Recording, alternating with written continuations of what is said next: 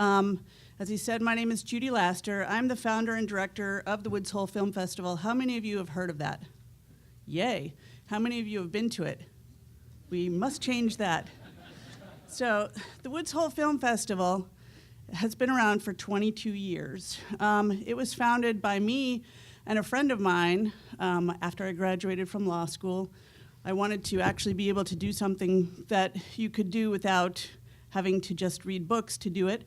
So I went back and started taking filmmaking classes at Boston Film and Video Foundation, which no longer exists. My friend Kate Davis, who is now an Academy-nominated filmmaker, had made a trailer of a film. We decided that we wanted to start the East Coast version of Sundance.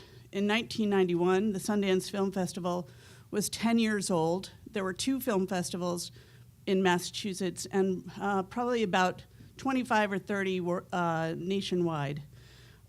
We started the Woods Hole Film Festival as a one-day, one-hour event. We showed 5 films. 1 was mine, 1 was hers, and we got 3 other people who we knew who would let us show their films. We projected them on 16-millimeter projectors in the old Woods Hole Fire Station. The place was packed from the first moment we opened the doors. People wanted to see what we were showing, even though they had never heard of us, well, except for our friends, or the filmmakers whose work we were showing. The reason they wanted to do that was because at that time, independent film was new. It was a novelty, and not that many people that people actually knew were doing it. So every opportunity that people got to both show their films and to see independent film was something that was greatly supported by the community. The Woods Hole Film Festival is never anticipated to take over my life, but it did. And that's in part because there was such a hunger for people to be able to come together and form a cultural community around something that they really loved. And so gradually, a few years later, when it became obvious that this thing was going to be around for a long time, we incorporated into a nonprofit organization. And that nonprofit was established to organize the Woods Hole Film Festival, to form relationships with other organizations on Cape Cod, and to showcase the work of emerging first-time filmmakers, and to show films that were relevant to issues that people cared about on Cape Cod and to the way of life on Cape Cod. It's a very broad mandate, and over the years, we've really tried to stay true to that mandate. But over the years, things have changed a lot. So one of the things I'm going to talk about today is, within that changing framework, how to grow and sustain a film and digital media community on Cape Cod. As things are changing so rapidly, it's very hard to keep up with that. As I mentioned, when we started the Woods Hole Film Festival, films were made on film. Films were projected on film projectors, and films were primarily projected in movie theaters. That has completely changed. One of the people whose work we showed several years ago was Gordon Willis. He's in this photo. He, as some of you may know, lives on Cape Cod. He lives in Falmouth. He was a cinematographer for The Godfathers and for many of Woody Allen's films. All of his films were shot on film, made on film, edited on film, and eventually shown in movie theaters on film. Today, he would not be doing that. The Woods Hole Film Festival is an 8-day event. It happens the last Saturday of July through the first Saturday of August. We've gone from the one fire station venue to venues located all throughout Woods Hole. We also try and incorporate music into the event. We have people who apply to the Woods Hole Film Festival from every continent of the world. And we have people who come to the Woods Hole Film Festival from all over the world. And today we do not show anything on film, and nothing that we show has been shot on film. And so that has meant that as things have adapted, we too have to adapt within trying to keep the framework that we have established of our goals of creating a film and digital media community on Cape Cod. Today, where we did not have a budget initially for what we do, we have a budget that is 6 figures and should be much higher. And as time goes on, that budget need is only going to increase.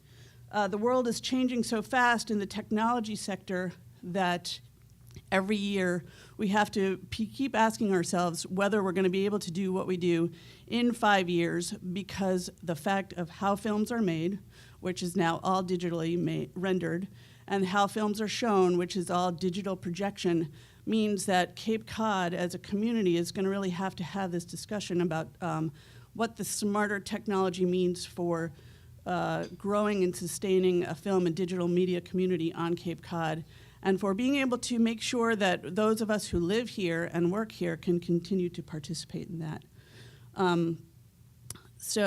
Just one aside, the slide that you see up there was last year we had a Kids Day event.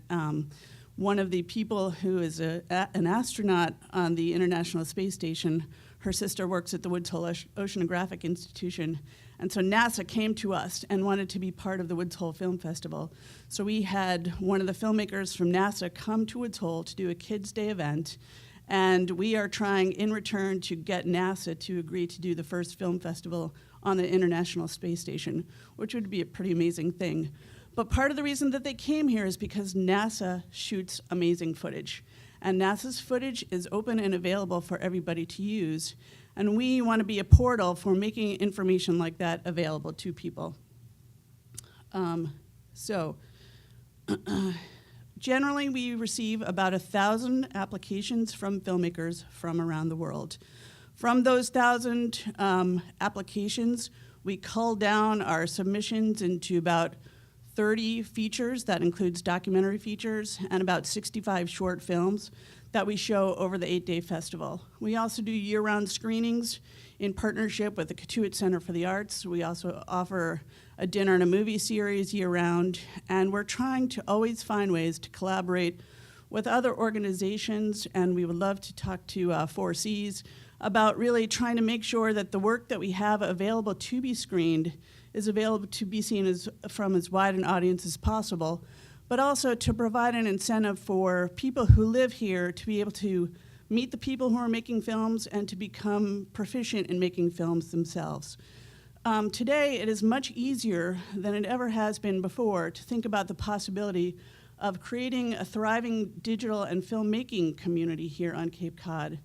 And because of the changes in technology, it really means that we can think out into the future of incorporating the A into the STEAM and making sure that film has a place in that. Filmmaking, really, the framework of that and the building blocks of that are about storytelling. Storytelling is something that is relevant to every kind of profession that is represented in this room. The ability to communicate visually is where people live now. Every person that you know under 40 communicates visually on the devices that they have. So the ability to make that content is something that we think is going to be a part of what we're going to be doing going forward, is providing opportunities for people to learn how to make that content. So as the community grows and thrives, one of the things that we are thinking about is what is the Woods Hole Film Festival going to look like in the future?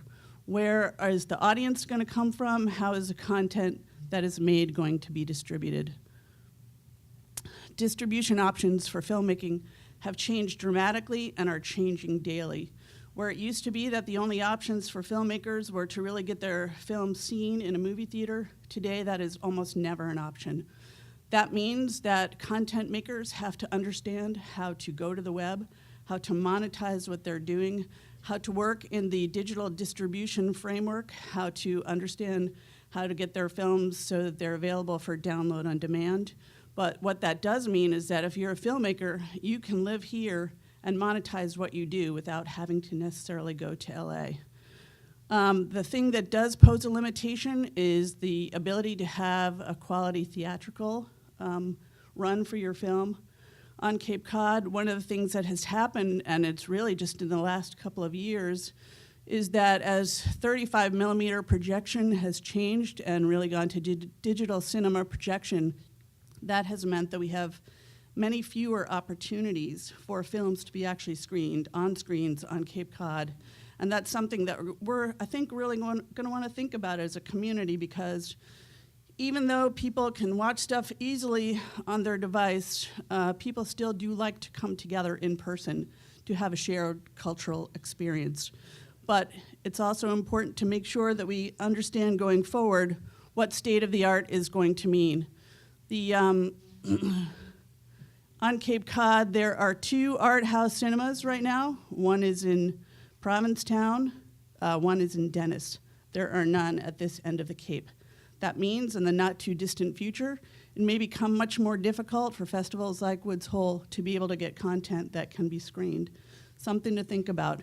If one of our goals, and when I heard a couple of years ago that people 35 and under were leaving Cape Cod in droves, one of the things that had me concerned was, all right, well, what can we do to help? And if we want people to be able to come back here of that generation who are the content makers, we really have to have an opportunity for them to be able to create their communities and have a place for their work to be seen. For the Woods Hole Film Festival, each summer we have more than 4,000 people who come to Woods Hole to see the work that is created.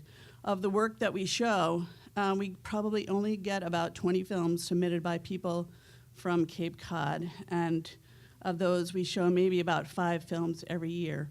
Of the films that we show, and we're in the process right now of winnowing down the films from this year, the films that we're showing that are feature films are made by people who graduated from school here, but who went to LA to make their films, but would like to come back and show them, and I'm sure it would work here if they could, if there was a community around which they could really have the technology and the mentor and peer group to make that happen.